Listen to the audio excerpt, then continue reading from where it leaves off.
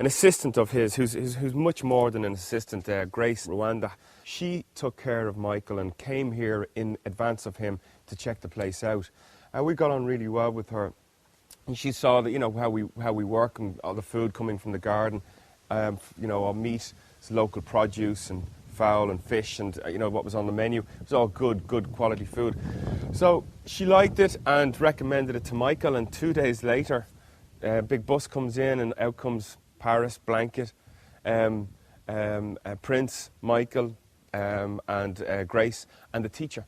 So we set up camp here in Grouse Lodge.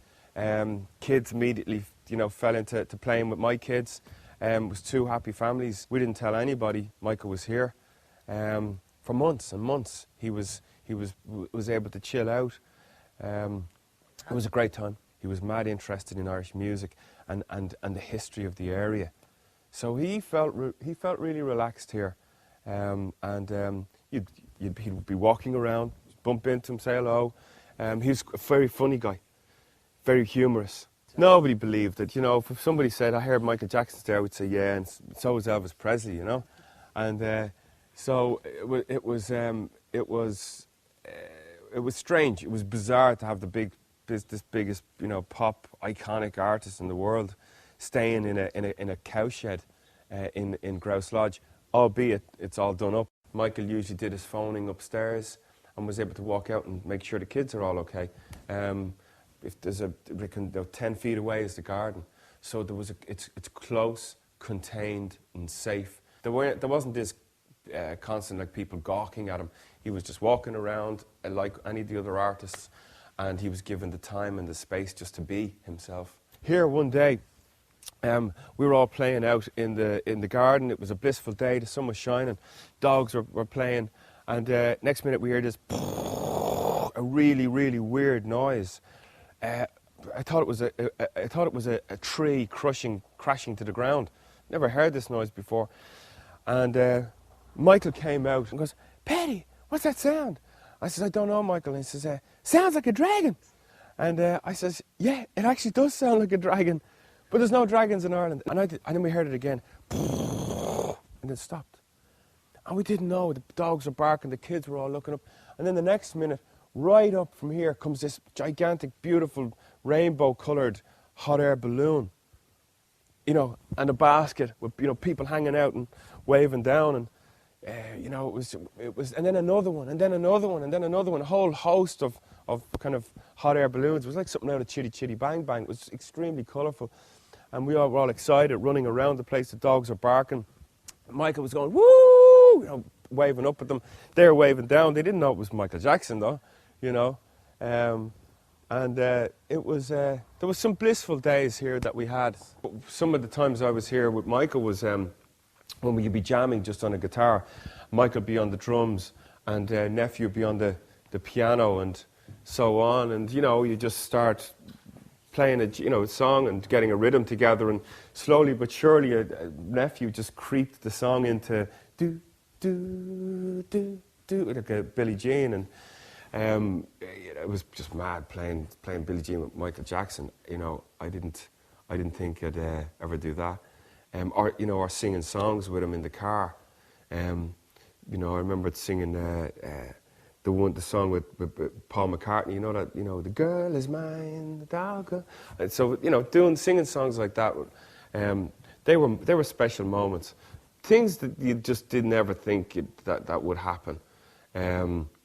Or Michael sticking his head out the window and having a laugh with somebody in Dublin, you know, coming up to a traffic lights, you know, and they didn't know, you know, it's so gobsmacked that this guy sticking his head out the window is actually Michael Jackson, you know, on his way back down to Westmeath. I think it was August 2006.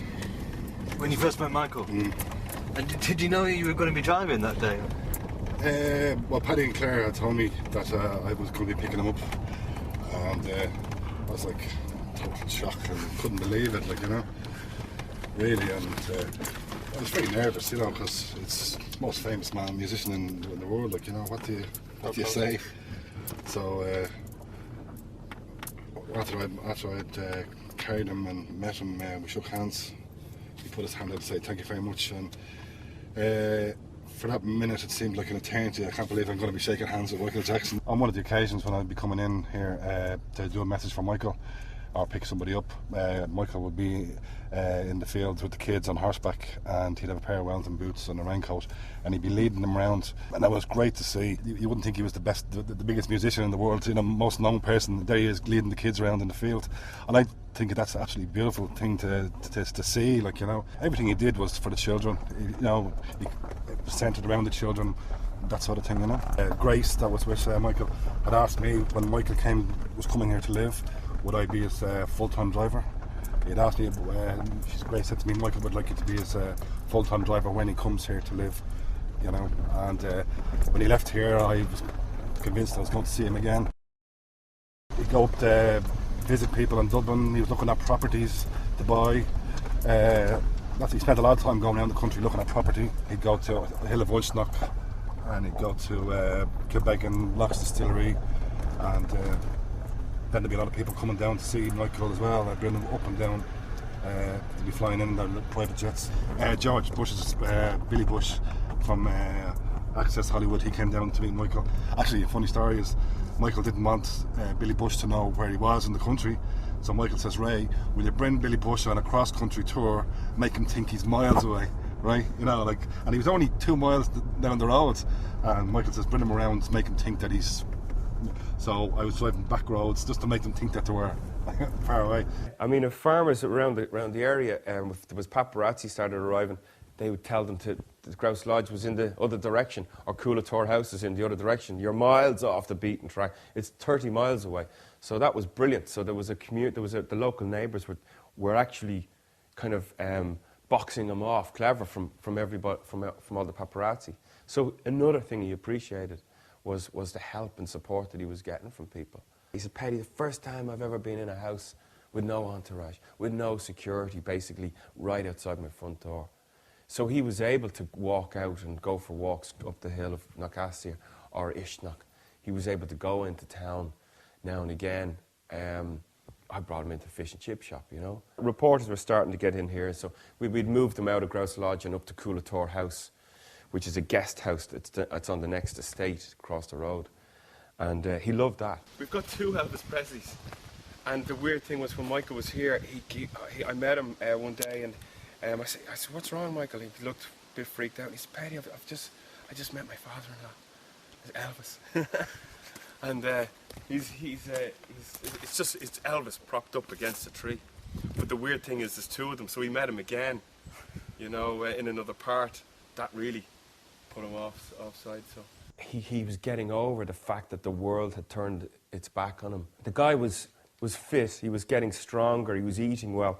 And then he says, I'm ready to start doing some music and meet and interact with musicians. And, I reckon if he had lived here and stayed here, he obviously wouldn't have died. He would have continued to record, and he was getting stronger. And I think he was now going to come back out as he was to plan his return to the world stage.